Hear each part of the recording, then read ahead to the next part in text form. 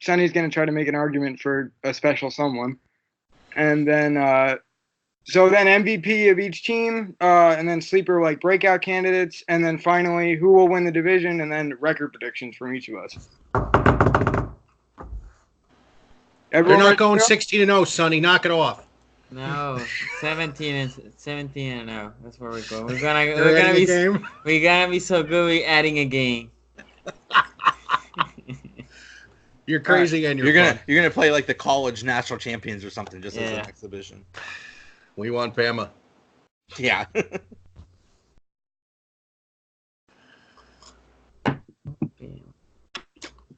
And not for nothing, that's a really good beer he's got hanging on his wall in his room. Check that out, the Goose Island. That's really good stuff. Huh. Oh, yeah. I wouldn't know much about that. Had it at City Field. All right. Everyone ready to go? Whenever you are, bro. Yeah. You're going to moderate this thing, right? Yeah, I'm going to try. Mike gets out of control, so just make him behave. Yeah, you're okay. Yeah, I watched the live stream. All right, I'll count us down. So 3, 2, 1. What's going on, everybody? Welcome into the Clubhouse Sports Podcast. I'm your host, Frankie Astrab, and today we have a special episode. I know I say that every week, but we have some guests in the house. First, Sonny from the SZG Sports YouTube channel, covering the Ravens and the Orioles, as far as I know. Does some live streams, appears on the NF podcast. Is it like once a week now? Yeah, once a week. We do on Joe Nubel's channel, weekly Raven stuff. I do Orioles, which I need to put a video, and Wizards. Obviously we're in the off season, sadly, but we'll be all good next year. We'll be back to stinking this year. It's all good. Yeah. Next up is Mike from Big Rican Sports. He's big on the Mets, the Browns, which we're gonna discuss today, and Ohio State. But he covers a variety of topics in his on his podcast. And then finally, from Pittsburgh, which is the main focus of his podcast, Pittsburgh Sports and Pop Culture, Joe from the Donut Bag Podcast, Joey Bag of Donuts on Twitter. I'm imagining if you're listening to this, you know who he is because pretty big following on there, and I imagine the podcast as well. But yeah, let's get into it. The AFC North is going to be one of the best divisions in football. But before we get into the season, we have a little bit to talk about in regards to the offseason. So I'm going to defer to you guys. We'll go around. The best and worst move for each team in the offseason. And I have the Steelers listed in the notes first, so I'll let Joe go first. Best move was in the draft, trading up for Devin Bush. It was a highly necessary move. Well, not necessary. It was just a great move overall. It was necessary because when the Steelers lost Ryan Shazier, their defense crumbled. And no matter what they did to try to make up for it, they just couldn't. They couldn't find that because Ryan Shazier was a speedy, lightning quick guy that could cover wide receivers. He was a tackle machine. He was basically the heart and soul of defense. And when he was lost, the defense fell apart. They tried to make up for it in 2018 and just couldn't. So they realized they needed another person like Ryan Shazier. So they traded up in the draft and got Devin Bush. So that hopefully works out wonderfully. Worst move. There's this little known wide receiver named Antonio Brown. You probably haven't heard of him. That whole situation was a freaking disaster, and the fact that they only got a 3rd and a 5th round draft pick for him is pathetic, and it was just a disaster all around. And the only good news is about it from a Steelers perspective is he's gone, and that was it. But that was just a disaster on many levels. Yeah, in regards to Antonio Brown, I mean, when you were on my podcast a couple months ago when it first happened, we were talking about, it's not surprising. All the stuff, it's self-inflicted, that return for the Steelers. And not on their part, but he caused that for them. So it's not that surprising. But again, he is the best receiver in the league, arguably second best. But so that a 3rd and a 5th, I don't know. Yeah, that's not a great return, but he did have some off-the-field problems. So it's not surprising, like I said. The best move for the Steelers, in my opinion, and I don't know if you want to rebuke this, Sonny and Mike, before we get into the Browns and the Ravens, but Ramon Foster, resigning him, bringing him back, the best move in the offseason for me, because you're retaining the best offensive line in football. I agree. I think that's a good move, but I would agree with Joey. I think Bush was between linebackers and corners, the Steelers have been exposed. Their O-line is excellent. I mean, for me, we're talking about the Steelers have one of the best O-lines in football. And yes, not bringing Foster might have weakened that O-line a little bit, but that O-line would have still been solid. Their linebacking core is trash, and their corners is almost as trashy. But there was some more depth and corners in the draft versus linebackers. We were talking about top 2, and after that there was a big step down, and they need it. I think the Bush draft was a Lamar Jackson reaction because they didn't have linebackers to compete with Baltimore's running attack. And in some perspective, also the Chubbs and Hunt from the Browns, right? Those are 2 power backs.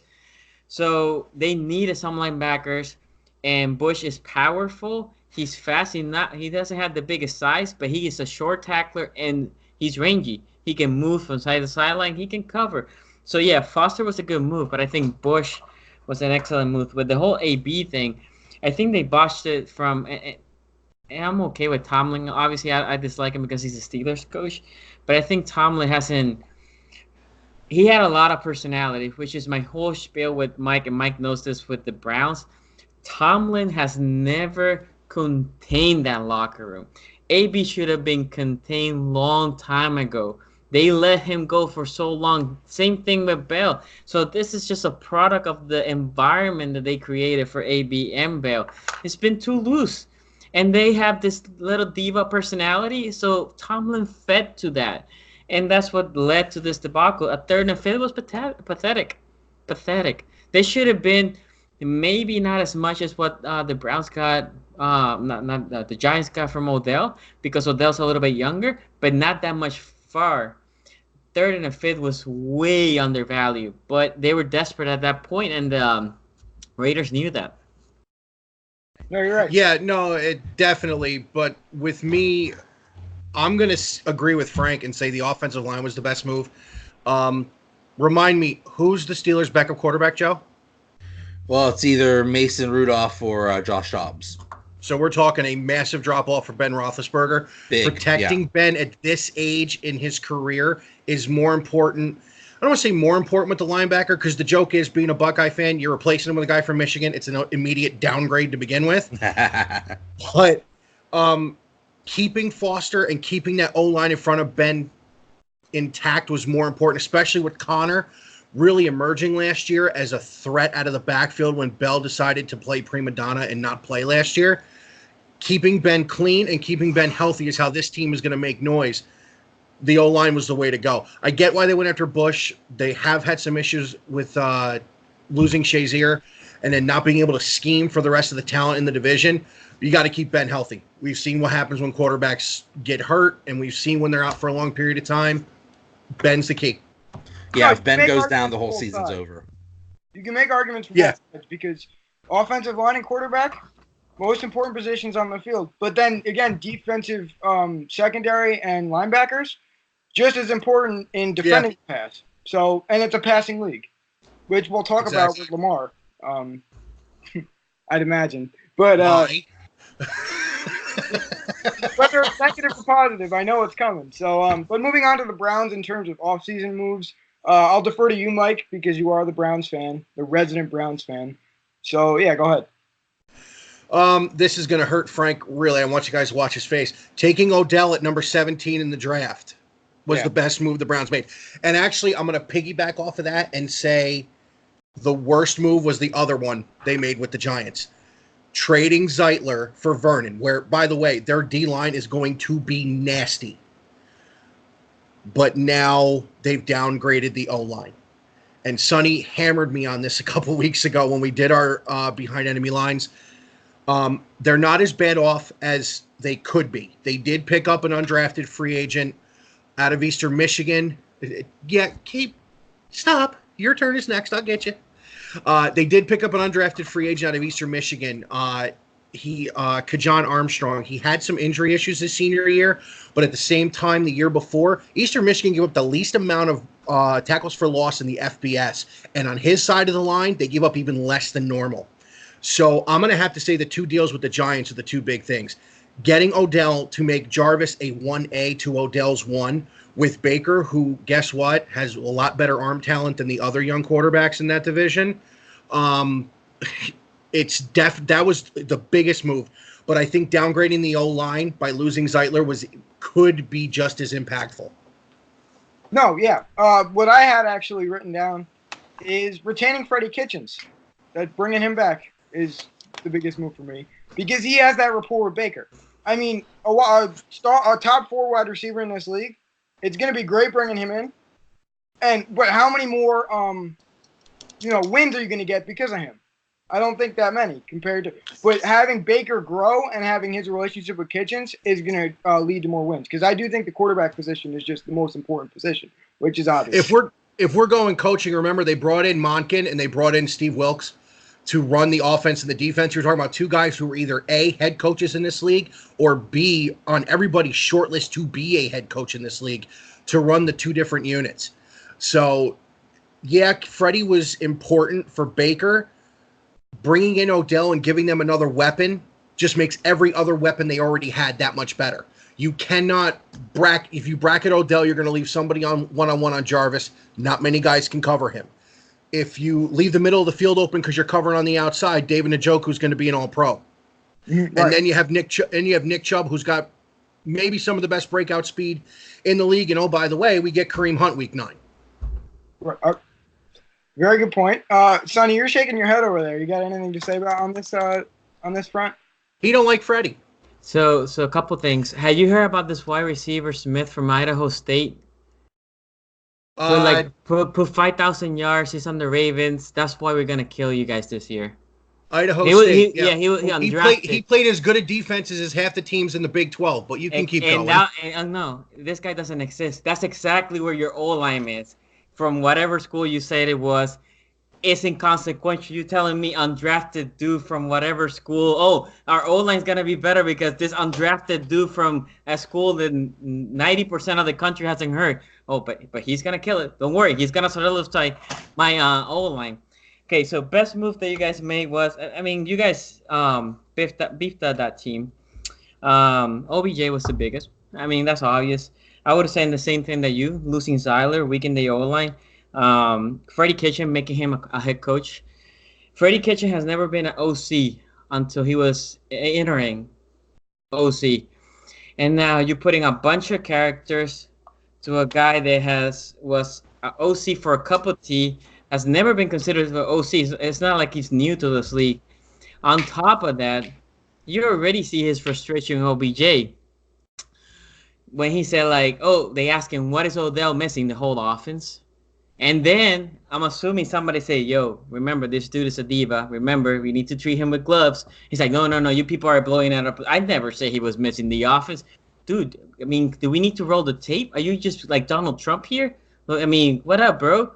Come on. So, to be honest, not to get into politics, but no. what he said, then he's saying, you people are blowing out of proportion. We just quoted you, Freddie. I think Freddie, they should have just said, dude, I'll make you the OC. I'll make you the highest pay OC if you wanted to. But I'm not sure. Because then what you said, Mike, about your new OC, he's going to be a puppet. I mean, to be honest, if Freddie's going to run his offense, my whole thing with Freddie is, can he manage a team? Not if he can coordinate an offense. He demonstrated he can coordinate an offense, and he showed that he should have been an offensive coordinator. Can he manage a team? We've seen a lot of coaches that are good OCs or DCs they cannot be head coaches. On top of that, you're bringing all this massive diva nice stuff into that team. I don't know. We'll see. I'll throw it to Joey. Best move, obviously, getting Odell Beckham It was a steal, great trade. They really didn't give up much for him, so that was amazing. Worst move, getting Odell Beckham Jr. I say that. I like it. I say that because this has the potential. This entire Browns team has the potential to either go 12-4 or completely implode. Boom or bust. It has, I know. Exactly, boom or bust. It could be awesome. It could be terrible. I just have a feeling. You said, oh, he's a diva. I think it is concerning that he hasn't shown up to a new team, did not show up to OTAs. I think that's a red flag. I know, Le'Veon Bell did the same thing with the Jets, and they say, oh, well, they have their own workout thing. It's like, okay, whatever. But I'm just saying, just his history in the league so far. He's known for great football things, but he's also known for doing really stupid things on and off the field too. So this could be a great move, or it could be a disaster. We're gonna see. It's gonna be real fun to watch either way. So Odell Beckham, I think I can speak the most about him, being a Giants fan and seeing this firsthand comparatively to you guys. He is one of the best receivers in this league. You can make the argument for best, but that's really hard to do, and it's a really biased thing to do. So I'm not going to do that here. But he does have those locker room issues. Throughout the years with Tom Coughlin had said, I'm shutting this down, and it kept continuing. I mean, the Josh Norman thing, and he kicked the ball in the Week 15 game. They should have handled that better. And then it kind of continued after that, and then we eventually traded him. So there is that locker room problem, and you need a headstrong head coach and a headstrong personality to keep him in check. And maybe Jarvis will be that. Maybe having a best friend in the locker room with you and having this goal of winning, and like you said, Mike, on behind enemy lines, coming behind the city of Cleveland and trying to galvanize this city to win a championship. But, I mean, I don't think Odell cares about that.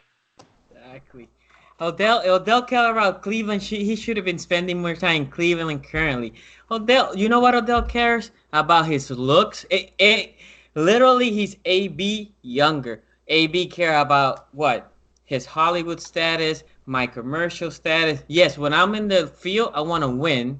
But don't make me try to do... Well, actually, no. Let me take that back. AB works hard. Like, AB has the reputation that he's a workaholic. OBJ doesn't have that reputation. But both of them, at this point, all they want is, that Hollywood life.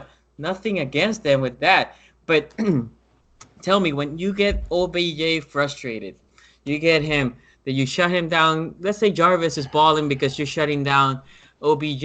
You think he's not going to complain? He's going to be barking to Mayfield like, hey, just throw it to me, bro. Because the problem is, if you frustrate enough that his numbers decline and Jarvis has better numbers, people are going to be like, yo, that Jarvis, he's the number one receiver. You think he's not going to be pissed off? That's his brand. He is more than a football player now. He's a brand, right? That's problematic. That's when AB started deviating to being a more diva-like, where his was more of a brand, that he was a football player. I think Joey wants to rebuttal something. I just want to say, nothing screams Hollywood life like Cleveland, Ohio. You go from New York City to Cleveland. Well, that's why he doesn't.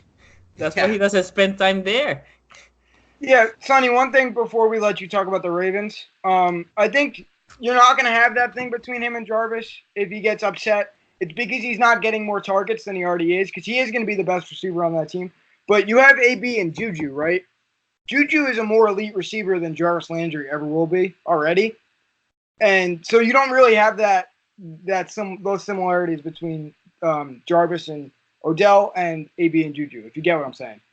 I get what you're saying. I think Mike wants to talk, and then I'll answer. No, all I was going to say was, you're putting Odell in a better situation than he was in. Let's be straight. Eli's done. And the next guy is not going to be as good as Baker. You're putting him in his best situation. You're putting him in a spot where, guess what? You can't double bracket him now. As good as Shepard may be, Frank, he's not Jarvis. Nor is their tight end Njoku. Nor do they have a running attack until Saquon came in last year as good as Chubb, Johnson, and and Kareem Hunt. Oh my I completely agree, and I think that is going to make an impact on his time in Cleveland. He's not going to go he's not going to do everything he did in New York. Is he going to catch 15 touchdowns a year? Probably not. Is he going to go for 1,300 yards a year? Maybe. See, the problem is you're saying those, and you're right, but when then people don't talk about OBJ as an elite receiver, as a top 5 receiver. That's when he's gonna start getting pissed off, because now the elite status that he's in now, that's where he gets his endorsement deals. Now that's how he's getting his extra money. He's Hollywood. He's New York City. He was Big Apple. If he's not the big guy in the AFC North, if he's not putting the same numbers, if he's declining because people are bracketing him, and Landry becomes, on stat-wise, the bigger number, the guy that people go over for fantasy, yeah, that Landry might be his boy, and they might still be boys, but then he won't go complain to Landry. It's not Landry's fault. He will complain to Baker. Why are you favoring him? Why are you not throwing? Even if he's not open, why are you not throwing it to me? That's what I'm saying. No, I agree. That's I a agree problem. with you. The one thing I'll say is this: if there's any young quarterback that can handle it and look him in the face and tell him get open, it's Baker Mayfield. True, and then this is what happened between both of them. You already see that kind of happening with Baker Well, Duke asked out. Remember, Duke asked to be traded. And the big mantra in Cleveland right now, and I feel it all the way in upstate New York, is if you don't want to be in these colors, goodbye. Walk out. We're focused on here, and we want to win. All right, Sonny, you can talk about the Ravens now, because I think we spent enough time on the Browns. All right, spent too much time. too much time in those clowns. So, wow, best move, I think there's a couple, but let's say ET was big for us, bringing Thomas. I like the draft pick of Hollywood Brown. So right now, I think it was a good move to add speed. The worst move, I think, and not necessarily for production reasons, but Sucks. I think it's more for emotional reasons in that locker room. People felt that vibe. If you've been to a Ravens game, when Sucks comes out of that tunnel, just the people just lose their mind. It used to be like that for Ray Lewis. Sucks brought that void, fill that void. But best move, ET, and then worst move, Sucks. Again, not for production, it's more for sentimental. I think the Ravens actually got better this year than last year. I think we're a more complete team this year than we were last year. And I think we have this team was built. This team was not built because it was very built, but the pieces that they added was actually to compete with the Clowns.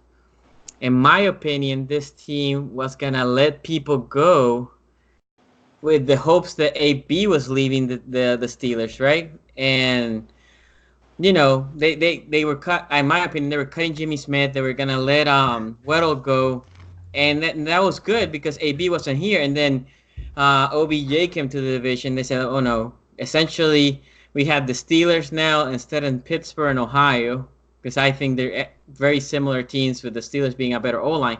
And that's when they brought ET, and that's when they kept Smith. Please, let me say something. Go ahead. Wait. The Ravens got better. They lost half their team. What is this half? Go ahead. C.J. Mosley, Eric Weddle, John Brown, Charles Suggs, Zadarius Smith, Michael Crabtree, and oh my God, they lost Joe Flacco. But who cares about that? But still, you lost so much. Okay. Yeah, you got Earl Thomas and Mark Ingram, but still, those are huge losses. So we cut Flacco, right? Yeah, Flacco sucks. We trade Flacco. We didn't cut him. We traded him. I hope you traded him for some gauze or something, because he's not worth much more than that. Go on. We cut Crabtree. John Brown, we were gonna cut him if he was in the team, but he was a free agent. So that's 3 of your 6. Suggs was a half of a year player. He started good every year, and he got tired. And even though he was in a rotation, he wasn't an every down linebacker. but he got tired. You can see his just play on the field wasn't as good as on the latter part of the year. So Darius Smith, a guy that I liked in a rotation, way overpaid, but a guy that also part of rotation will have flashes, his best year, but we have a guy like Z every freaking year. A guy that would just third/fourth year, they step up, they been in the team for a while. So Darius was the teammate of your boy, Bud Dupree. They were playing opposite linebackers in Kentucky. Looked like Z was the better outside rusher, but in my opinion, Dupree plays in an every down outside linebacker position versus Z was basically put there in times where he can excel. He actually rushed better from the inside than from the outside. Mostly, we have replacements in play. My biggest problem for losing Mosley, and that could have been one of my takes as a bad move, but on the money that he took, yeah, he got $17 million for a middle linebacker. That's insane. For Mosley, we have two middle linebackers, and I love them. Rangy, very short tacklers. My problem with Mosley, or losing Mosley, is if one of those two middle linebackers gets injured, my drop-off from those two to the third is big. It's big. So if they're healthy, we're solid. If that third guy needs to come, that could be problematic. And I think I addressed everybody, right? I think so. Everybody worth addressing. Well, the ones that he mentioned, that's why I'm not as worried as the people we lost, because we already have people to fill those gaps, right? Those were strategic loss. I think the one that they tried to keep with Suggs was more for, again, the leadership value. Sonny, I can actually agree with you that the defensive losses aren't going to play as big of a factor as the media and a lot of fans that I hear on social media. It's not going to play as big of a factor as another portion of the Ravens that's going to be a problem. But the defensive losses were mostly run defense based. I mean, C.J. Mosley was an elite run defender, but run defense compared to pass defense isn't that big a deal in 2019. They have the best secondary in the NFL. I get they're going to have to, cover more and for a longer time because that pass rush isn't going to come as heavy, but that might not even be true. I mean, you have these rotational pieces like Jalen Ferguson and even Brandon Williams, who he's on a contract year. He's going to show out. We have nose tackle Michael Pierce. PFF has it at 91. Brandon B. Will, that's what I call him, Brandon Williams, like you said. He's playing D tackle. Then on the DN, 3-4 DN, we have Seiler, Wormley, Ferguson, Pearl McPhee that we just signed. We brought him back. Then on the outside, we have Matt Judon, a guy that has only been trending up every year, contract year. So your expectation is he's gonna elevate more because he's gonna want this. Shane Ray that we brought for the Bronco, when he's healthy, he's good. Health is an issue, but we are not bringing him here to be an every down linebacker, more on a rotation. Tyus Bowser, a third-year guy. That's when Z saw the elevation. Tim Williams, that played for Bama, another guy that is a really good rusher. We have guys. My thing is, yes, we don't have a guy. We have a bunch of guys because the Baltimore Ravens love to rotate that line, love to just keep people moving. If you see a game for the Ravens, just watch the line. It's like a carousel. They keep coming in and out, in and out. So we have depth. Middle, again, my biggest concern, if you tell me on my defense, is middle linebacker. Not because the starters cannot replace what Mosley did. It's because if one of them gets down, my next guy, there's a big drop-off. No, you're right. And it's the Ravens culture to bring these guys in and out and just have a group mentality instead of this star player. I mean, Terrell Suggs, Ray Lewis were those guys, but it's going to work out in the front seven. There's problems on the offense, which I keep foreshadowing, but you all know what it is. So before we get to the best quarterback in the division, which is coming right up, that debate, we can all agree the Bengals' best move in the offseason was drafting Jordan Williams. Oh, yeah, by far. Yeah, Bengals had an offseason. What was that? The Bengals had an offseason. Barely. That's the only thing. That's the only thing that stood out to me. Is here's the standout, and no one's talking about it. They finally kicked Marvin Lewis out of Cincinnati. They should have kicked him and Skyline Chili out of Cincinnati a long time ago. True. Yeah, Zach Thank Taylor you. bring something modern to the Bengals offense. Except he's got Andy Dalton to throw the football, and he's in a lot of trouble there. Yeah, Andy Dalton's decent. He's not terrible. Yeah, that's what I was going to No, say. he's not terrible. He's It's the whole adequate. ginger thing. See, the problem with Andy Dalton is his offensive line. If he had Big Ben's offensive line, he would be better. But when you have to basically, I mean, that's why I think Jonah Williams just makes too much sense. Problem is, they brought the right tackle, which was utterly garbage, to be back the starting right tackle again. So yeah, I mean, I think Andy Dalton's better than Nick Foles. Wow, that's saying a lot. Well, do you know what? Here's the difference. Nick Foles was plugged into a good team and won a Super Bowl. Andy Dalton was plugged into a good team and can't get out of the first round. So this is the big thing. You know, Nick Foles also had a hell of an O-line. So again, we go back to O-line. Yeah, it's just he has to be in a good system to succeed. And the Jaguars, I mean, their focus, which I'll talk about my AFC South preview, their focus is going to be getting it to Cole and Westbrook on these short slants and crossers and these quick timing routes. You're not going deep with Nick Foles, and the only receiver in that room that could probably go deep is Keelan Cole. But you're not going to get much of that. So, best quarterback in the AFC North. I'll let Joe go first because I think the leading candidate is Ben, and I want to hear him make a biased argument for Ben. I don't know about that. There's a surprise.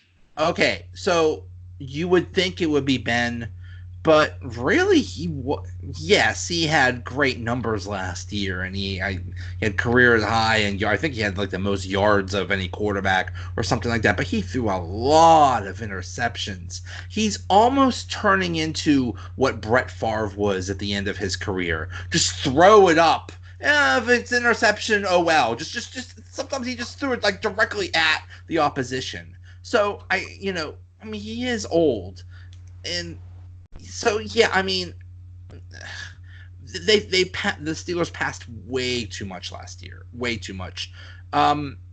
Really, like I said, I'm going to keep saying this all over and over again about the Browns. They're such a wild card. It's such a wide range of outcomes. They could be awesome. They could be horrible. Baker could be, from what he did last year, if he progresses in the same rate, he's going to be awesome, and he's going to be the best by mid-year or the end of the year, if not the beginning of the year. But he also has a potential to have a sophomore slump and be a disaster. And that whole team has a potential to be a disaster. So if the Steelers are smart, they'll use Ben less and run the ball more, and just have Ben be not a game manager because he's still good, but not rely the entire offense on him. Just have him be a good part of a good offense and not the whole thing. I actually agree. I was just speaking for the group when I said it was Ben, because Mike I know is going to say Ben, and I was speaking since you're a Steelers fan, Ben, but no, it's Baker in my opinion. He's going to be this next elite quarterback in the division and in the league, really. And Ben, like you just said, you're not focused on him. You're focused on Baker already. So it lies really on that. You could say all you want about the touchdowns. His arm is good. His accuracy is good. His mobility is good. He has all the tools. I don't need to repeat this over and over. No, and the only reason I said Ben on the document you sent out is very simply this. Growing up, you heard things come out of Ric Flair's mouth like, to be the man, you got to beat the man. Well, guess what? Baker didn't beat him yet. So as good as Baker was last year, and I either listened or watched every game Baker played, starting with me being in Cleveland that Thursday night that they beat the Jets, there's just something about him that Cleveland hasn't seen since, ready for this, Joe? Bernie Kosar. There's something about him. But having said that, Ben Roethlisberger is a first ballot Hall of Famer with multiple Super Bowl wins and one of them as a game manager. Until Ben is totally done or the Browns come out and just put it on them, it's Ben, and Ben is 1 and Baker's 1A. And Andy Dalton's 2. So you said that you have to beat the man to be on top of the man? So I don't agree with that, but if that's the case, then Baker is third, right? Because he didn't beat my boy LJ. I'm just saying, this is just, I don't agree with that statement, but if Johnny, I'm you just gonna make going... the argument? We got the jokes, but are you gonna actually make the argument for Lamar? No. I mean, I'm honest and fair here. I would have. That's what I said. I don't agree with what Mike is saying. I think Baker is better than Big Ben. The problem that I have with Baker is not with him in general. I think there's a lot of Ben in Baker, just in a smaller package. Both of them like to, thread that needle. They like to sling that gun. They like to be risky with the ball sometimes. And that's fine. You want your quarterback to sometimes test that defense. But I think with Baker, and one of the reasons I hated, I didn't hate it. Let me say, I love that they traded Siler. Pressure through the middle is very hard for a quarterback. Pressure through the middle for a 6-footer, barely a 6-footer, is going to be even harder, especially with the Steelers and Ravens and the Bengals' big D linemen that they have. If Baker is protected as much as Big Ben is protected, I mean, the dude is the best quarterback in the league. Not in the league, sorry, in the division. Yeah. I would say Big Ben is second, but diminishing. Not only second, he's trending down. The other problem that I have with Big Ben is his injury. Every year, he's good for a couple of games missed because he gets injured now too often. It was the same thing with Flacco. Flacco was Mr. Iron Man, like Eli Manning and a couple other quarterbacks. When he tore that ACL, every year after that, it was a nick here, a nick there. Well, now your ability to stay healthy has diminished. So again, Big Ben for me is second, trending down, and Lamar is third. I think Lamar, because everything he brings more than what Mr. Andy Dalton brings to the team. And essentially, if we see the progression that I'm expecting to see from Lamar this year, I think he's going to be the second best quarterback in this division.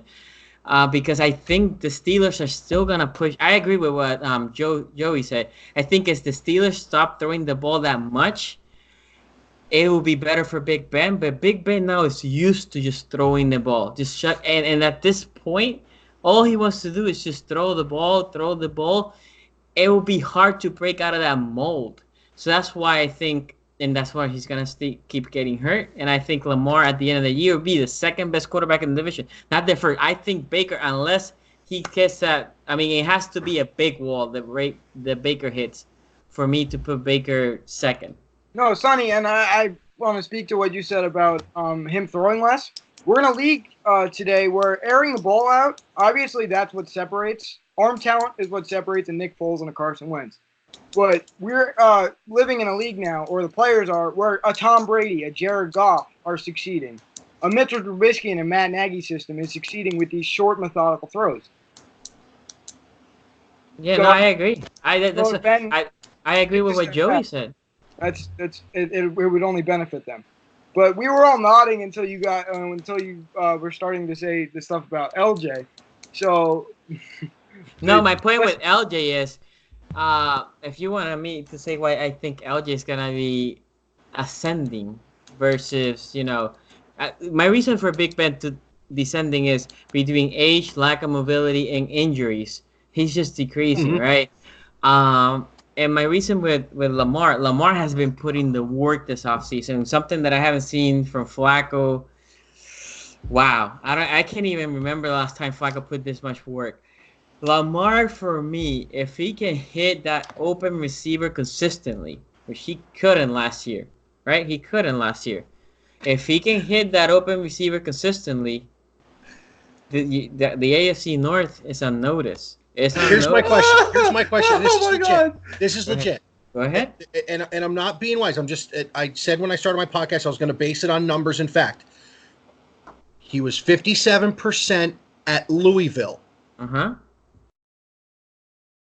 What was he, 57, 56 last year with the Ravens? Yeah, it was closer to 60, but He's got to get to 65 for what you're talking about. You're talking about a 9 to 10 point increase in his completion percentage year over year for a run-happy quarterback. Dude, Mike Vick may be the best run-happy quarterback we've ever seen, and he didn't do that. Yeah, my point to you is I'm not asking him to throw as Baker throws, as Big Ben throws, as Tom Brady throws. Actually, if you see, I'm not talking about that. I'm talking about even slants, hitting a guy, and you're talking up to near 65%. Gotcha. Yeah. My point to you is, I'm not expecting him to be your quarterback like the rest of the quarterbacks in the league that they can just be the throwers. What I'm saying is the teams are so concerned with Lamar running that the throws that he has to complete are way easier than the throws that a Baker will have to complete, that a Big Ben will have to complete, that Dalton will have to complete. Yeah, I mean, Joey, you're watching me like that, but what my point is, you're seeing so many people stacking the box that when Big Ben has to throw, sometimes he has to throw against a double coverage, right? Against a good coverage in the secondary. My point is when Lamar has to throw, unless it's a third and long, he's throwing to a receiver that's either singled out with no safety help or a receiver that is sometimes just running a curl route and it's just sitting there. My problem with Lamar last year is he was throwing low all the effing time. So if he can, again, those are fixable things because at this point I'm not saying I need him to just thread that needle between double coverage. I'm not talking about that. I'm talking about a simple, open receiver that he hits. It's just he doesn't hit it on a consistent basis. If he can hit it on a consistent basis, now you're talking about, okay, bring everybody in the box. There's always receivers open. He hits a 7-yard curl route. He hits a double move for 20-yard like he did for Andrews. If he hits, because why with Lamar we have so many big plays obviously on the running attack we did, but on the passing attack is because that defense had to just come in, right? So now he was just throwing to a guy that it was way open or more open than another quarterback in our division was throwing to. If he can consistently hit those passes, again, I'm not putting him over Baker. And the only reason that I said that he could be better than Ben at the end of the year, not as a pure passer, as a complete package, is because of my thing with Ben being injured and just, in my opinion, I think you might be seeing the Ben, this is either his last year or 2 years from this last year, right?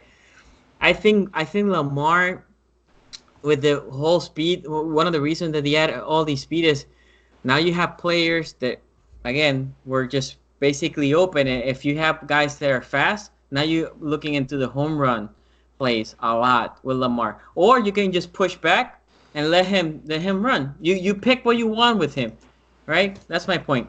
So before we move on, I think what this comes down to is the good old difference of opinion. I think you think that Lamar can make that jump and be consistently accurate with the deep ball accuracy, with the short ball accuracy, but the three of us don't think that.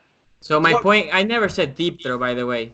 Oh, well, the deep throw, but no, wait.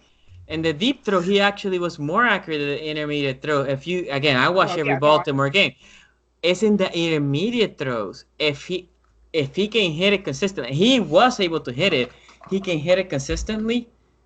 Again, my point is everybody's gonna stack that box. So now he has the opportunity. If he can't hit that, then he's not gonna be in this league for more than a year.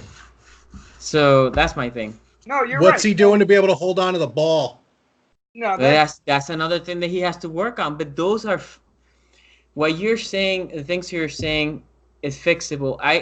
If you see a game from the Ravens, he wasn't reading the defense badly. Actually, sometimes I was like, dude, you need to run. You will see him pocket collapsing. He scrambles out. Good 10 yards, nobody there. And the dude just keeps looking at his progressions, right? He has the ability to read the defense. He has two big problems, in my opinion, with Lamar. He doesn't throw that many picks either. The big problem, one, he needs to hold on to the ball. Now when he's running, because his problems are not fumble once he converts to a runner and goes to the open field. He didn't fumble once in that. The problem is getting out of the pocket because he leaves the ball too loose and he fumbles sometimes without being touched. And the second, throwing too low or behind the receivers when they're open. those are two things that are correctable. That again, he's been working all year in Florida, so that's what I'm saying. I'm expecting to see that jump. This is not a huge leap. I'm not saying be accurate on the deep throw, be threading the needle. I'm not asking that. All I'm asking is consistently hit the open target. No, I'm right. You're right. When you said when you said you're not putting him above Baker, that's what separates him and Baker. Because Baker can make those needle throws, and he probably can't. But if he can hit the open receiver, like, I'm rooting for the guy. I don't want to see anyone fail. Yeah. I want to see people succeed. But I don't know if that can happen consistently. Wait and see. Yeah, we'll just wait and see. You would know more than anyone here. I mean, you watched every Ravens game, right? Look, the Ravens were dead in the water last year. When Flacco was injured, we were just coming. I think we lost to the Steelers before we went to that bye. Team was imploding. I think we were 3-4 at that point, but not looking good. We were looking bad.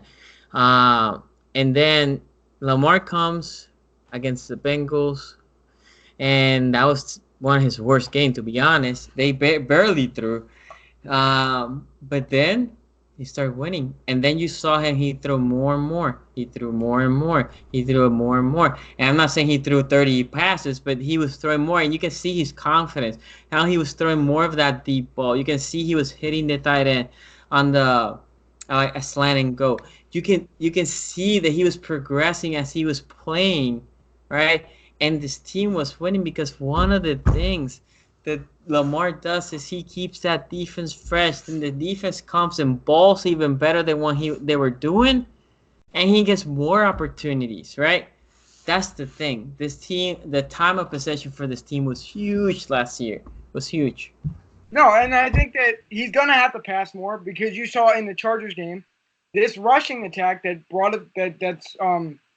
took the league by storm last year is going to go away. I mean, the 7 DBs neutralized it. But you look back to Kaepernick and you look back to RG3, that stuff doesn't sustain long term. So however you slice it, like we've been talking about, whether he can do it or not, he's going to have to throw. So I think that's the last point we can make on Lamar. I think we've needed that dough enough. But let's run back around to the Steelers because I think the Browns and the Ravens have got enough shine, but the Steelers haven't. So we'll give it to Joe for the Steelers MVP and breakout candidate of the upcoming year. MVP will be Ben. If the team, I said that they need to rely less on him, but they still need to rely on him, especially after losing Antonio Brown. So yeah, Ben will still have to have a good season. He'll have to stay healthy for them to succeed. Breakout candidate, Benny Snell. I forget what round he was drafted in. I think 4th or 5th round, and he had a great career at Kentucky. He plays kind of similar to James Conner. James Conner doesn't always stay healthy, so I could see Snell coming in for him and having a good year. So yeah, that's my breakout candidate. Is it crazy to say Juju is both for me? Or did Juju have his breakout last year? Because I think Juju's going to take another step up. Because his targets can't go up any farther, but his yardage and his not in that case his yardage can't, but his touchdowns can go up. And he can cement himself. I disagree, man. Because the problem that what Juju had is the blessing of AB. I think that's a false narrative, though. No, I think Thank you. I think he's supposed to be the number one corner on any route. No. Look, even the Ravens. I can tell you how the Ravens you agree? You said that we had a great secondary. Yeah, the Ravens put a single corner on Juju, and they contain it pretty much. With AB, they were bracketing AB. Because AB is so damn expensive. I'm not just saying that Juju's not good. I love Nissan Juju. Hell of a hand, strong receiver. But the blessing, it's the same thing that Riley had from the Falcons last year. He had a good rookie year. He has Jones there, right?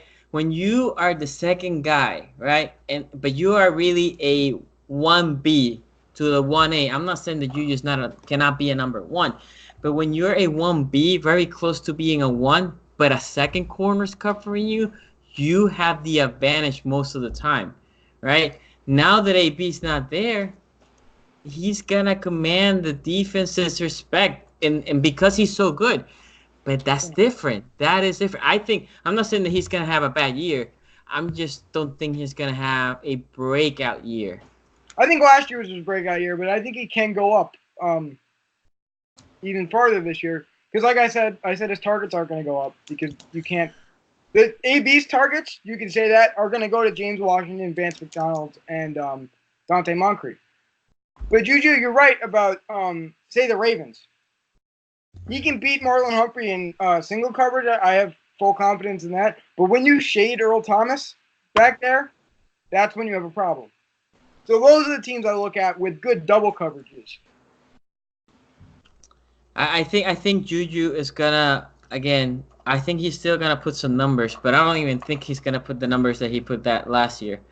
And this is not a knock on Juju, but now the teams are gonna, like when the Browns played the Steelers, who do you think they're gonna scout to the Hotters?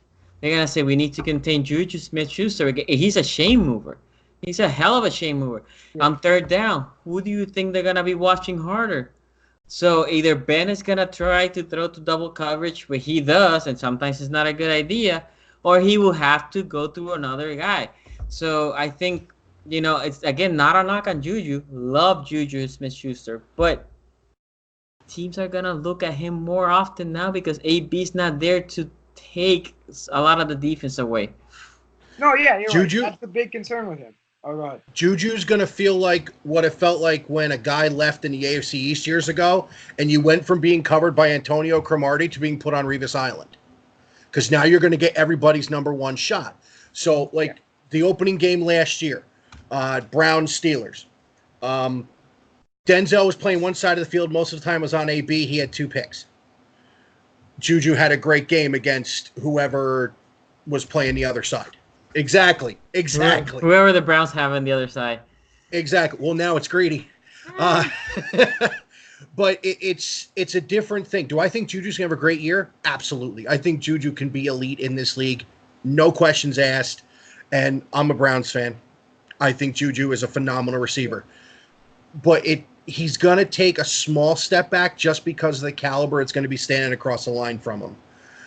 You're going to see him get more targets. The question is, are they floating Earl Thomas across the top, or are they going to let their cover corner? Because that's the one thing that the Ravens have one, the Browns have one. Do the Bengals have corners? Yeah, they had Jackson the third. Yeah, no, Jackson the third is really good. So you're going to see that number 1 corner rotate in Juju's face now. Oh no, yeah. So no, and that's the only thing. Is he still going to be a phenomenal number 1? Joe, I think you guys have a great receiving core. The problem is Juju's now going to face the toughest defense he's going to be seeing since AB's gone. I think he can get better. But I think you're going to see at the beginning of the season, it's going to be a little bit of a drop-off from last year, and then you'll see him make the adjustment. I totally agree. It's just going to be that's the biggest question about the Steelers is how are they going to compensate for losing Antonio Brown when he was such a big part of the offense. There were games in the previous couple of years where Antonio Brown didn't play and it was just Juju was the number 1 guy and he had great games. So it is possible, but you're absolutely right. He is going to get the best coverage now, and that's going to affect him. So yeah, he'll still get his catches, he'll still get his touches, he'll still get his yards, but not as much. So, yeah. I mean, it's just, who knows who's going to be that other person who's going to make up for all these. His best friend is James Washington. If James Washington can be a legit threat on the outside, then Juju, because Juju's not an outside guy, right? He's not a burner. His best threat is middle of the field in the immediate game between 7 and 14 yards. That's where he makes his money with great hands and great routes. If James Washington can keep that defense honest, right, you need to keep that safety because James Washington is fast, but he wasn't consistent last year. Then Juju can, then the middle of the field opens for Juju. But if James Washington is subpar, and the guy that they drafted from Toledo that looks like a win can take him away, if those two guys are subpar, then Juju's gonna have a hard time. Oh yeah. He's even taking shots at Toledo, man. Mike, we'll move back to you. Who's your breakout candidate and MVP for the Cleveland Browns? In order for the Browns to be successful, the MVP it's got to be Baker. It's got to be. Yeah. It starts with the quarterback. This dude, you know what?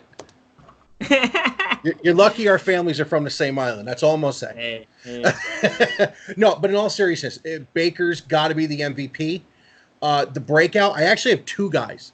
And if these two guys do what I think they're going to do, the Browns are going to be nasty. First one's Greedy.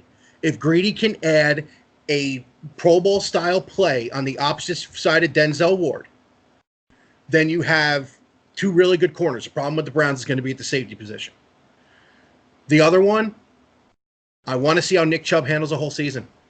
996 yards, and he wasn't the starter until after they traded Carlos Hyde. You're talking about a 12 to 1,300 yard back to go with all the aerial weapons they have. So my breakout guys are Greedy, and it's Nick Chubb. Your breakout guys should be the whole O-line. If they can be the breakout portion of your team, your guys are going to be nasty.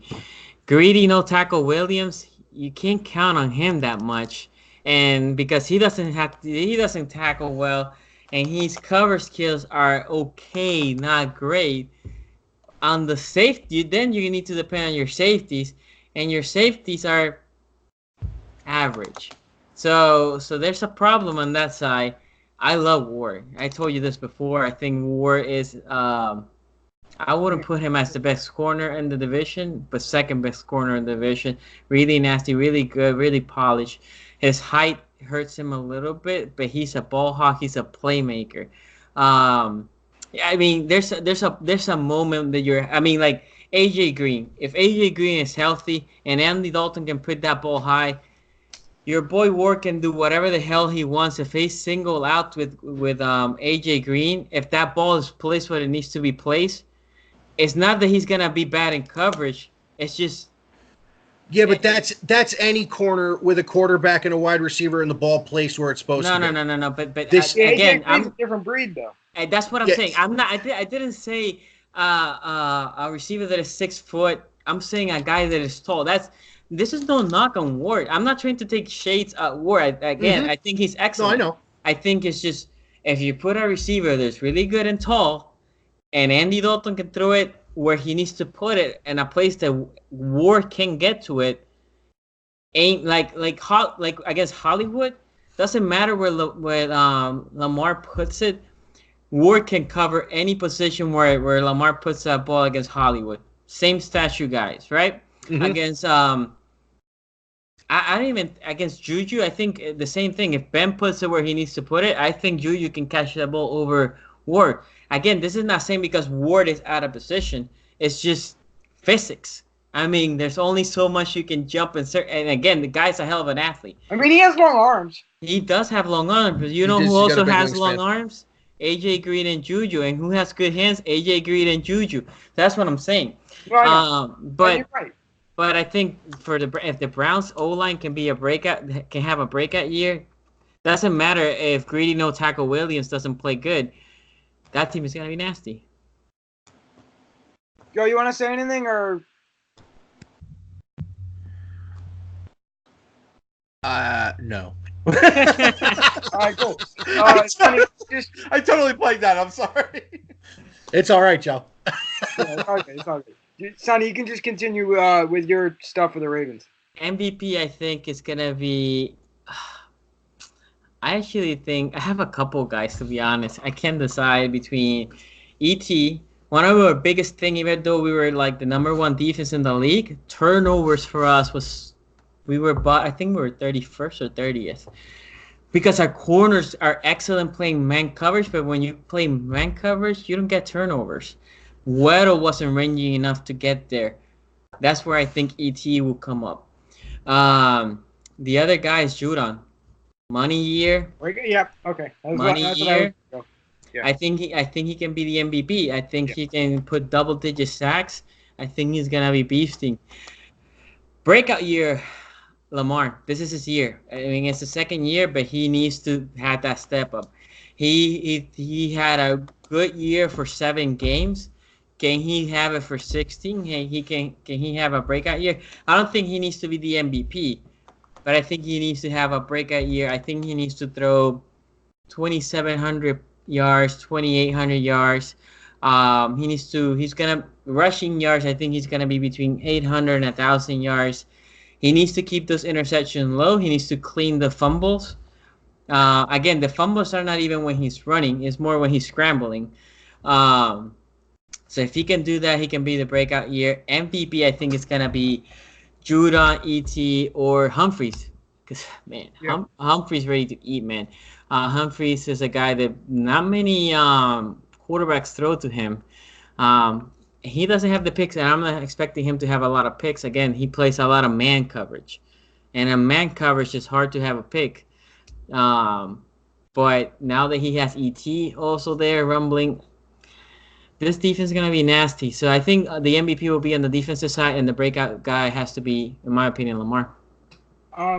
So I'll speak for the Bengals before we move on to our final predictions. MVP, it's got to be Geno Atkins. He's the best player on that team on either side of the ball. And interior defensive line, pass rushing ability is hard to come by. It's him and Aaron Donald. As at an elite level, and then you have the Grady Jarrett's and that second tier of interior pass rushers. So that's, I gotta say, in terms of MVP. And then for sleeper breakout candidates, I think Joe Mixon's finally going to have his year. With this new Zach Taylor offense, he's going to get his receptions and he's going to get his touches. I agree with Mixon. Yeah. I would say AJ Green for MVP. He needs to stay healthy if they're gonna be halfway decent. Last year they weren't he wasn't healthy, and if he's not healthy, I mean Boyd. Look again, Boyd. I like Boyd when he's on the field. When he's on the field with AJ Green, he's good. And he's not on the field with AJ Green. Guess what? The number 1 corner's on him. He's not as good. Yeah. So AJ Green needs to stay healthy and needs to be the MVP for this team to be competitive. And I agree with Mixon. Okay. So finally, we have our division winners predictions and our record predictions. So I'll go first for this because Mike and Sonny, I already know your answers. And Joe, I'm actually, to be honest, I'm not sure if you think the Steelers are going to win this division. Don't spoil it quite yet. I got to say the Browns. I got to say the Browns. The Ravens, I'm going to get them out of the way first. I think their defense, like I was saying in the beginning, I like all those pieces on the defense. And I think C.J. Mosley's departure isn't going to be as big a deal because run defense and pass defense, you know, he's an elite run defender, but that's not a huge impact on winning games in today's NFL, right? And you got to look at their schedule to see what types of good quarterbacks they're playing and then what types of good running backs they're playing. And then Lamar, that's where it comes down to me. Lamar is past the top 20 in terms of quarterbacks, and you can't win in this league without a good quarterback. And you can think he's going to take that step forward, but I don't. And I hope he does, but I just don't think that's going to happen. But the Browns, they brought in a bunch of talent this year, and it's a regime change, truly. Because you could say all this stuff about year after year after year about the Browns, that, you know, they make these changes, but it doesn't really go anywhere. But this is different. I mean, you have an elite wide receiver, you have an elite edge rusher, you have a soon-to-be elite quarterback, if not already elite, but I think that's an overstatement. All the pieces are in place, and I know you can make the argument for it blowing up in their faces, but you can't project that. I don't think you can project that. The defensive line is going to be great. The cornerbacks, Greedy and Denzel. Denzel's going to be shut down. Denzel's going to be all-pro. Greedy, his coverage is above average for a college prospect, but it's not, it's number 2 corner worthy, but it's not number 1 corner worthy, and he doesn't have to worry about that. I mean, he's a better shutdown type than he is like a zone corner, which Byron Murphy was, who was the better cornerback. Yep. But the safety position and the offensive line are the two big concerns. I think safety is going to be easier to fill in, and it has been. But offensive line, you need good offensive linemen to win in this league. You see the Giants just rotating these random guys off the practice squad. I see it every week. That's the problem. That's part of the problem with the Giants. And Eli was 39th in pressures, or most pressured last year. So I tend to think that he can't make the throws, and it's not the offensive line's fault as much. But it's an equal game here. And for the Browns to win, they need to do something on the offensive line. But I think they're winning this division, and I'm going to say 10-6 without looking at the schedule. Okay, so you're gonna say who's number 2, 3, and 4, or just number one? Yeah. Well, let's go through ones each, and then we'll kind of. So you want everybody's 1, and then everybody's 2, and so on. Yeah, I think that's. Go ahead, Mike. So I know you concur with him.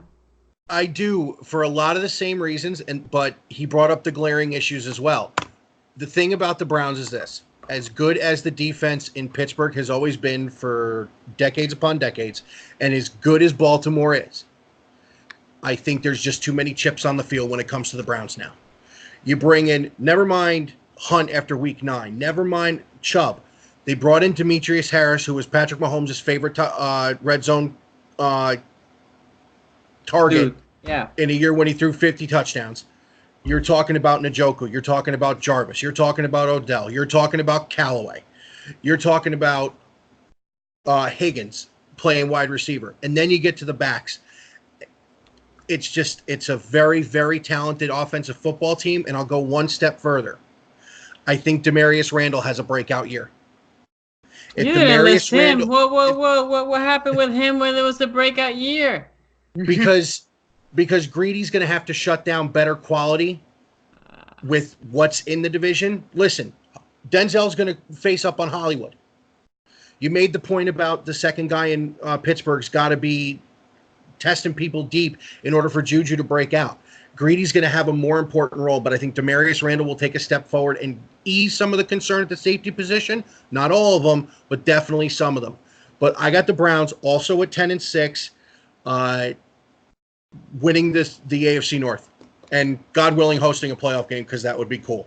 Before we move on we'll go to Joe before Sonny, but you have Baker, and and they finally have someone that can get the ball to said weapons without throwing it to everybody else and their mother first. That's a big thing for me. I mean, quarterback is such an important position, and that's influencing my thinking here with Lamar and Ben, who's declining. But Joe, what are you thinking here? I'm going to say my number 1 is going to be the Steelers. Okay. Here's why. So they had the off season from hell with this Antonio Brown thing. I don't care what drama you watched on TV. There was no better entertainment than what was going on with the Steelers for from January through March. Every day was something. Somebody was coming out of the woodwork and saying some horrible thing about Ben Roethlisberger. How did Ben Roethlisberger respond? He didn't. He shut the hell up, which was a smart move because that would have just fed everything.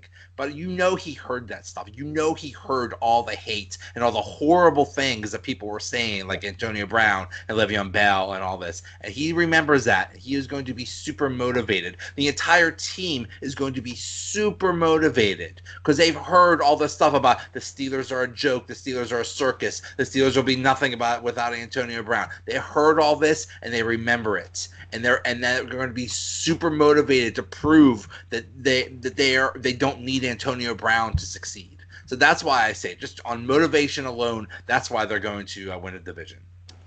Can we get a number or a record? I'll say 10-6. 10-6. Okay, so we're at the same ballpark. The AFC North. 9-6. Are we all going to say 10-6 for this division? Don't even say 14-2. You can say 12. But I mean, AB was such a big thing for me in the beginning of the podcast. We started this in January, me and one of my buddies, and then he dropped out. But that was the main story for the first 5 or 6 episodes for me. And it concluded when I was, talking to you, Joey. That was my first, time as part of the Rise Up podcast community.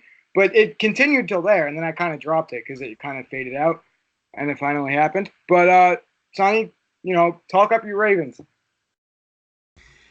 Well, you already said it, right? Ravens #1. So who won this division last year? With all the crap that you guys are talking about Lamar. All the crap you guys are talking about Lamar. Yeah, rookie. Whoa. Rookie quarterback came in the mid-season, didn't know squat about the offense. They had to shift the offense completely.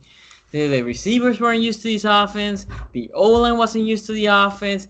Everything got shifted. And you're going to say, yeah, but the Chargers. Well, the Chargers, in my opinion, are one of the most elite teams in the league. Well, the Chargers are top 3, top 4 best backfields in the league. They can go 7 deep on the corners. Not every team can go 7 deep on the corners. The other thing is, when you implement that defense, if you don't have the corners, that is a defense that you're not going to play against every team. So those guys are not used to being in those positions, leads to more mistakes. Hence why we brought more speed, because at one mistake, boom, we're gone.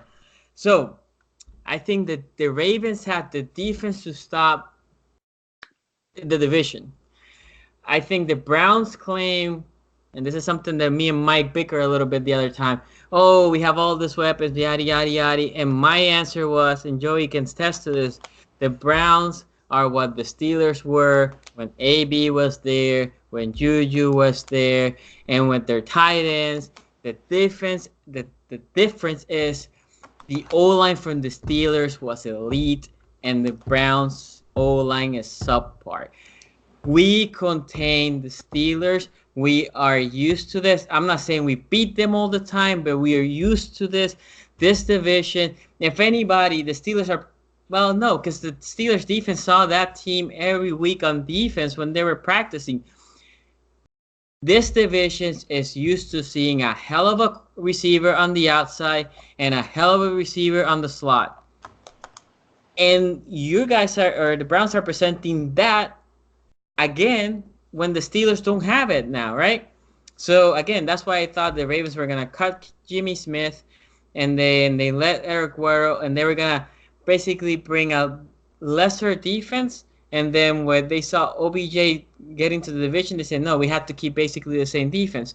So I think our defense is going to be stout, and I expect Lamar not to take this huge jump, just the ability to get a little better on the open receiver.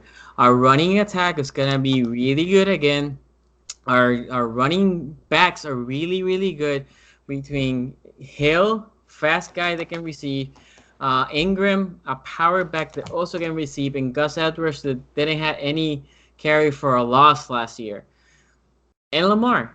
Plus the receivers, we have speed on the receivers. I don't know last time we can say that a Baltimore team had this much speed that right receivers that can catch. So for all those reasons, I think the Ravens are going to be the Kings of the North again. So are we going 12 Hey, or? I mean, are we going to take any else this year? Nah. Yeah, Ravens 16-0. Yeah, sure. September run in the fall is looking Dolphins, Cardinals, Chiefs are probably going to lose that, but that's the Chiefs are not going to have Hill that game, and we lost by 3 with them in Arrowhead when Hill was there, and Hill made a hell of a catch at the end of the game to put them in position. Now I think we're going to be probably 11-5, just to be different. So that's +1 over. Okay. Yeah, last year we were 10-6. Real quick question. As I'm listening to Sonny explain what Lamar went through last year, and no disrespect to the Steelers, but do you want to know who I thought of very first? Was Tim Tebow. Because that is exactly what Tim Tebow did in Denver, and then he went and beat Pittsburgh in a home playoff game. Nope. And you know, what is Tim Tebow doing today? Oh, that's right. He's slashing 155, 210, and 260 at AAA Syracuse for the New York Mets. I'll give it to Sonny. Lamar has a lot more arm talent than Tim Tebow has. I know. I just figured I'd throw the comparison out there. All Tebow did broke my heart. I'm crying. I was literally wiping tears from me. That hurts so much. That Tim Tebow is. There was no bigger insult you could say to a Steelers fan than all you need to say is Tim Tebow. Hey, remember that time Tim Tebow beat you? There you go. My soul is broken. Thank you. Big fan of Tebow, but Tebow threw a lot of ducks. Let's be honest. Yeah, not that one game. So number two for me. I like the Ravens defense this year, but I don't like Lamar. I can't put them at number two. Oh, come on. I have my problems with LJ. I'm sorry to say it. So the Steelers, I think that offense is going to be, not as high powered as it would be with Antonio Brown there, and mostly because Ben Roethlisberger probably can't make as many throws as he used to be able to. But Juju is going to be elite, like I've been saying. I mean, I know he's going to face that top line coverage, but I think in most cases he could beat that depending on the matchup. But it is dependent on the matchup because you have double coverages and brackets and all this stuff that's going on in football.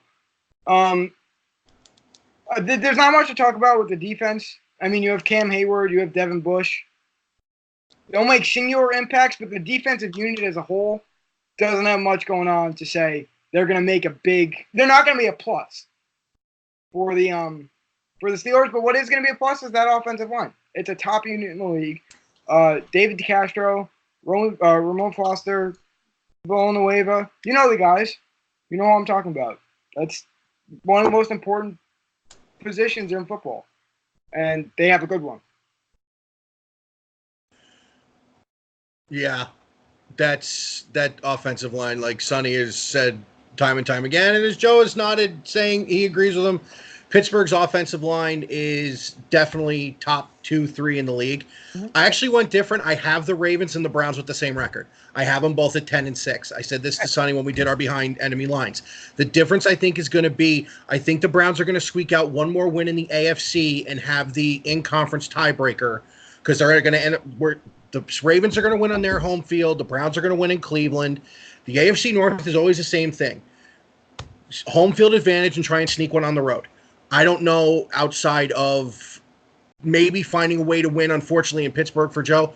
I don't see where any of these teams, these three teams here, could end up anything but having to hold serve at home against the other three opponents in the division. But I have the Ravens at 2 with a 10-6 record, the Browns squeaking in as a division champion, and the Ravens getting in the playoffs as a wild card. And I'll finish it out since everybody's quiet. Since I'm running my mouth. We're just in. I'm still hurting over Tim Tebow. Oh, I'm sorry. Let me go with number 2. Let me go with number 2. Yeah, so I think number 2 would be the Clowns. They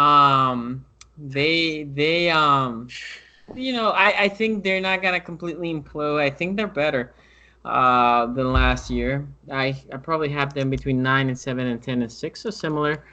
I just think my biggest problem with the Browns is O-line and a division that has really good D linemen, and then the other side of the field on the corner side, Greedy Williams reminds me a lot about a guy that the Steelers are very familiar with, Mr. Artie Burns. And wow, that's a big insult right there. I'm just saying. So, and Greedy's talking a lot. He already said Super Bowl. So when Steelers play the Browns, whoever's gonna be in that number 2, they're gonna put that tape. Like, you see what this guy's talking about when they play the Ravens, when they play the Bengals. That's what's gonna happen. So there's concerns on the defense. That yes, the Browns have a really good D lineman, but and again, I think they're gonna be number 2. I think they're probably gonna be a wild card, to be honest. So okay. I think the Browns is my second place. Okay, Joe, how about you? The Browns is also my second place, and that is, it's just a guess. There, like I've said, there is such a wide possible range of outcomes for the Browns. On paper, they look amazing. With all this talent, it looks amazing. But how is it all going to come together? And how is Baker going to do his second year? Teams have seen what he could do now. Are they going to adjust to it? Is he going to be able to adjust to that? Who knows? It's all just such a variable thing. So I'll say Browns 10-6. But they could easily go, like I said, they could easily go 12-4. They could easily go 6-10. Who knows? It's just there's just so many variables and so many wild cards. So yeah, I'll say Browns 10-6. Once again with Baker, I got to jump in here. I know I'm projecting just like you are that but he can beat these guys that might, figure him out, quotation marks, unlike Lamar can. I think he has that elite trait that a Jimmy Garoppolo has when he's on the field, that a Carson has, that these Breeze, Rivers, Brady, Rodgers, Luck have, and Wilson. I think he's there, or almost there. A Cam Newton even, that he can – it's just this arm that he can beat anybody, right? I have immense appreciation and respect for Baker Mayfield. I think anybody that has criticized him is just for him being cocky or whatever the heck Colin Cowherd is saying, that idiot. I think it's unjustified. And anybody that criticizes him, it's not. Hey, it's like I say, it ain't bragging if you could do it, and he backs it up. So yeah, I have a lot of respect for him, and yeah, he could be awesome and adjust to that. He could be elite. The Browns could finally have that franchise quarterback. It sure looks like it. All right, so we're up to number 3. I got to put the Ravens here. I like that defense, so I got to put the Ravens here. Brennan Williams, Matt Judon, Jalen Ferguson on rotational downs. Pernell McPhee's back. The middle linebacker, like you said, Sonny, is the only big concern on that defense. The secondary is the best secondary in the league, in my opinion. Thomas, Humphrey, they're going to get their shit done. It's just like I said, keep saying, a question of Lamar. And I think Marquise Brown is going to help him. But so I have them at number 3. And Bengals at number 4. We'll get that out of the way. I think it's number 4 for everybody at this point. But the gap between the Ravens and the Bengals isn't going to be huge on paper. Assuming Andy Dalton can make the throws he's expected to make. He's not amazing, but he's not terrible. Assuming AJ Green stays healthy, which is not gonna happen. He's not gonna play 16 games. Joe Mixon's gonna have that breakout year like I'm talking about. Geno Atkins is gonna get his shit done. I think they're gonna be closer than people think, and I think the Bengals are gonna be last in this division, but they're gonna be more of a 5-7 than a 1-4 win range, and the Ravens are gonna be a 5-7. Oh, come on. Go ahead, guys, because now I'm disappointed. I got Pittsburgh at 3rd place, and this is not going to be a popular thing, but I have all 3 teams between 9-7 and 10-6. I think Pittsburgh is too good to have a losing record 2 years in a row.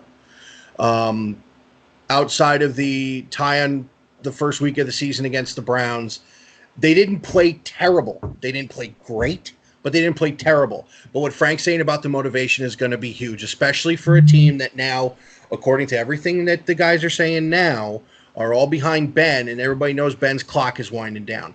So I got the Steelers at 9-7, an outside shot at having all 3 of the top teams in the AFC North as a wild card, simply because the AFC East is an absolute joke. It's a joke. Frank and I live in New York. I think the Bills can make the playoffs. Now I know why you think. There must be something wrong with my signal here. No one may be able to circle the wagons like the Buffalo Bills, but Josh Allen's going to get himself killed. The Jets are the Jets, and Miami is going to tank for Tua. It's pretty plain and simple. The AFC South is going to be a 2-team dogfight between Indianapolis and Houston. The West is going to be a 2-team dogfight between San Diego and the Chiefs. Gruden has no hope this season. There is an outside shot that the 3 teams from the AFC North can get in. I actually have it that way. That way you'll see a wild card weekend matchup between the Ravens and the Steelers, and it can go hardcore, old school, love it, ground and pound, beat you in the face, AFC North football. While the Browns are home sitting, drinking coffee and hot cocoa, waiting for their first round bye. Yeah, that's not going to happen at 10-6. No, it's not going to happen at 10-6. I just thought I'd throw that out there. But yeah, no, I got Pittsburgh at 9-7 at 3, and I have Cincinnati at 4-12 at number 4. So third, I have the Squealers, and my big thing with them is offensive. They're solid, but they're gonna, in my opinion, they're gonna take a step back. I mean, you can't lose AB and tell me you're gonna be as good as the year before. I don't think they're gonna take a huge step back because the O-line. Again, I keep saying I love that O-line. But the step back is coming, and on defense, I think they're gonna take a little step up. But the Steelers, in my opinion, don't have enough firepower to compete with the Browns. They just don't on defense. I like Hayden, but Hayden can cover. I won't say none of the wide receivers for the Browns, but he can cover on a consistent basis.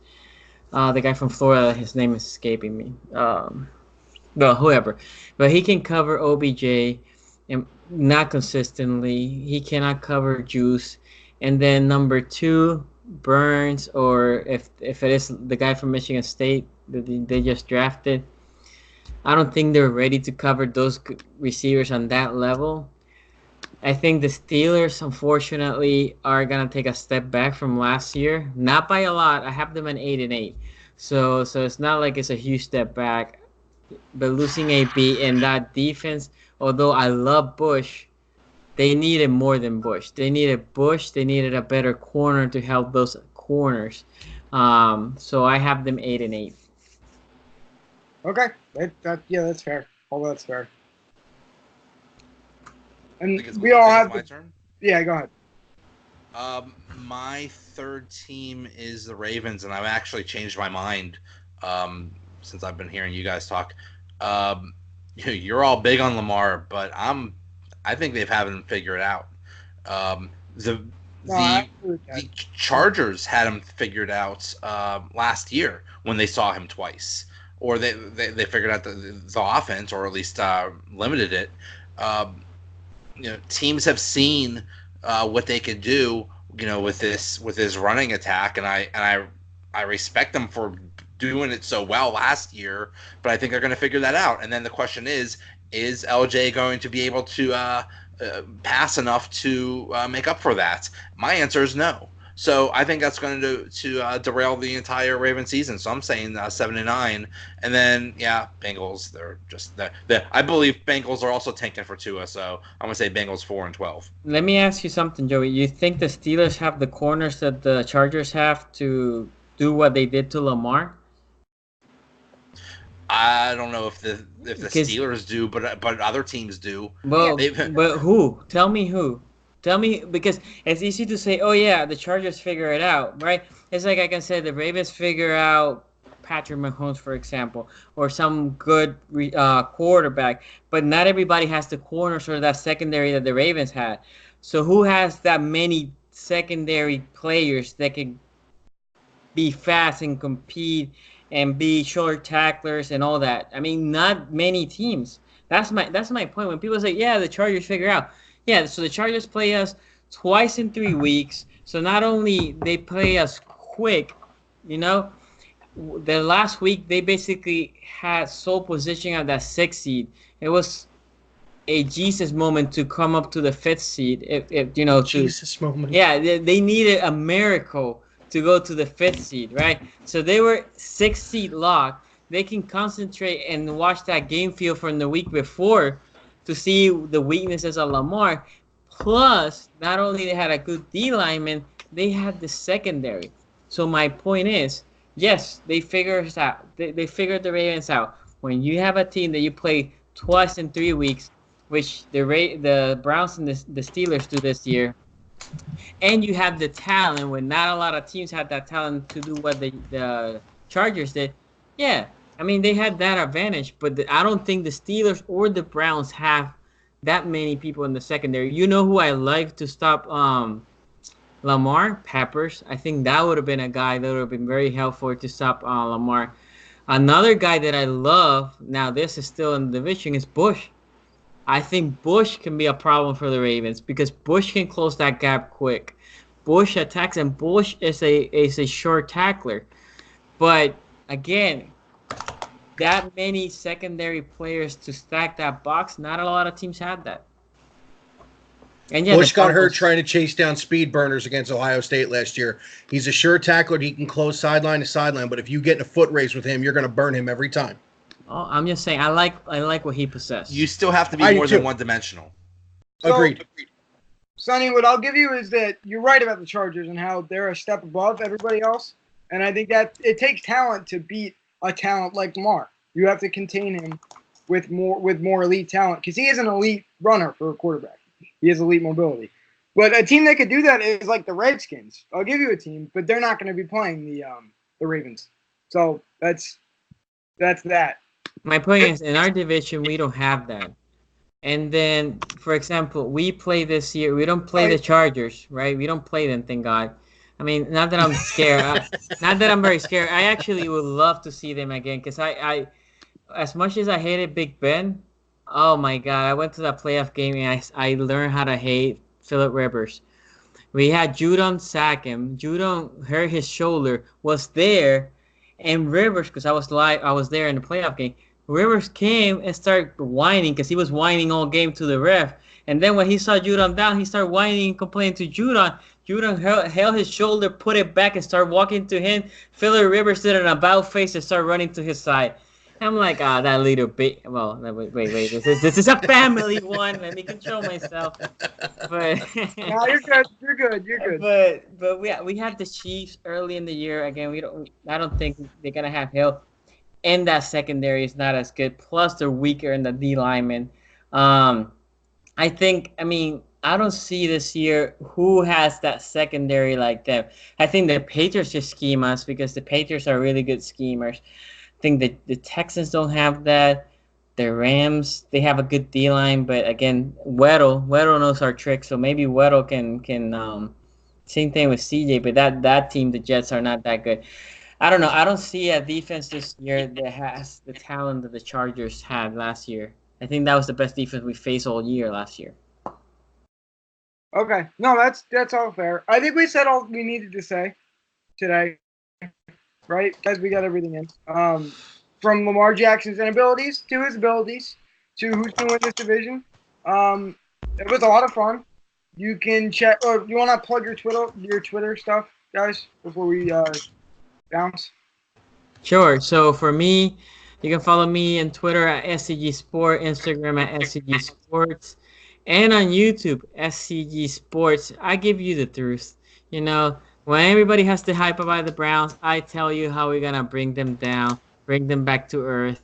You know, Mike laughs at me all the time because he knows I'm preaching here, right? So, but you go follow me. You're not preaching. On Twitter, it's at Big Rican on Sport, no S on the end. YouTube channel, Big Rican on Sports. Same thing on Facebook, Big Rican on Sports. And just an aside, for the baseball fans in the room, I don't know if anybody saw what happened today, but somebody took a pot shot at Big Papi in the DR and got him in the leg. I hope it's just a leg. All I just heard is he was hurt. They said it was a leg, and then someone put a video on Twitter of people just kicking some dude in the face, and the caption was, "This is what happens when you shoot David Ortiz in the DR." Wow. So I don't know if it's real. I don't know if it's just something okay. put out. Listen, as much as any New Yorker can't stand Boston, Papi was always one of my favorites. But yeah, and guys, I had a blast tonight. Thank you so much. It was a lot of fun. No, these big group things are hard to contain, but they're always fun. You can follow Joey at Joey Bag of Donuts. That's with a V on the of, and on Twitter. Check out check out Mike's podcast, Big Rican on Sports. Check out Sonny's YouTube channel, which is SZG Sports. I'm always messing it up because the Z and the G are kind of similar. But mine, the donut bag. Yeah, well, I was getting there. I was getting there. Don't worry.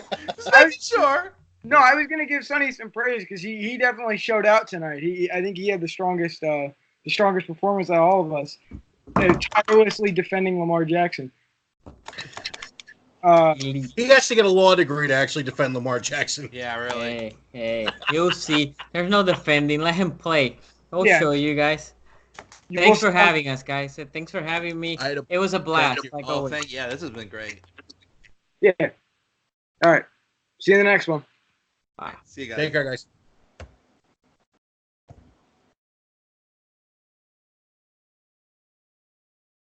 Hey guys. Well.